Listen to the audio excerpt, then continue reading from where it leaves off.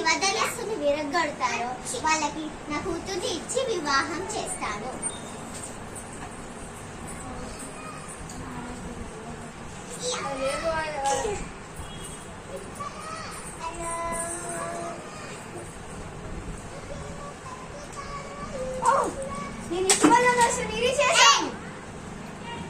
అయితే ఇప్పుడు నువ్వు నా కూతుర్ని వివాహం చేసుకోవాలి. మా నాన్న చెప్పిన ప్రకారం నేను మిమ్మల్ని వివాహం చేస్తాను.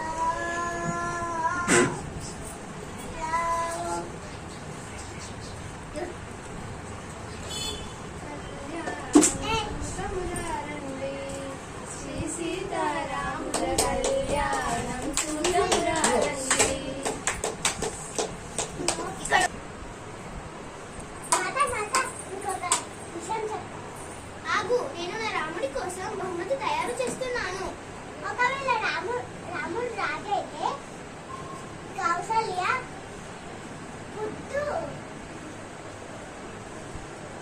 పుట్టపురాలు అవుతుంది కదా, అందులో ఏం తేడా ఉంది? ఒకసారి మీ స్థానం గురించి ఆలోచించండి. సరే, మరి ఇప్పుడు నేను ఏం చేయాలి? సరే, అలాగే చేద్దాం.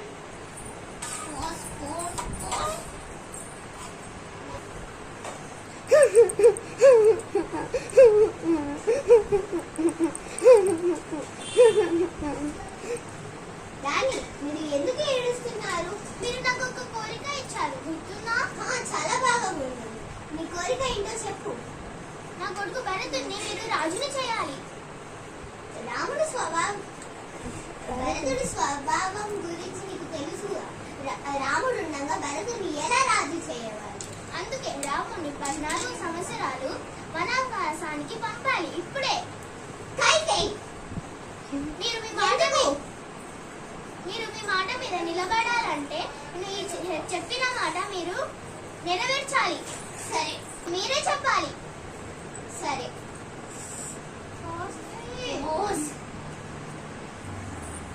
రామా, నాన్నగారు, నువ్వు 14 సంవత్సరాలు వనవాసానికి వెళ్ళాలి. ఇప్పుడే. సరే నాన్న, మీరు చెప్పిన మాట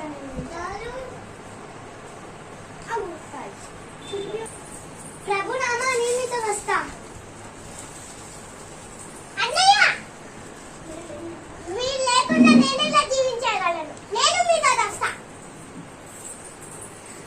రామా, ఎక్కడికి? నాన్న మాటని నేను శిరసా వహిస్తానమ్మా. రామా,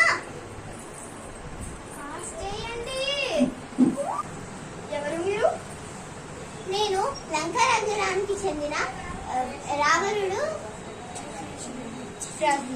చెల్లిని శూర్పణఖ. వచ్చి నన్ను పెళ్లి చేసుకో. నాకు ఆల్రెడీ నాకు ముందుగానే ఒక భార్య ఉంది. తన పేరేంటి? తను నాకన్నా అందంగా ఉంటుందా? తన పేరు సీత. తను నేను అగ్నిసాక్షిగా పెళ్లి చేసుకున్నాను. తినేనా?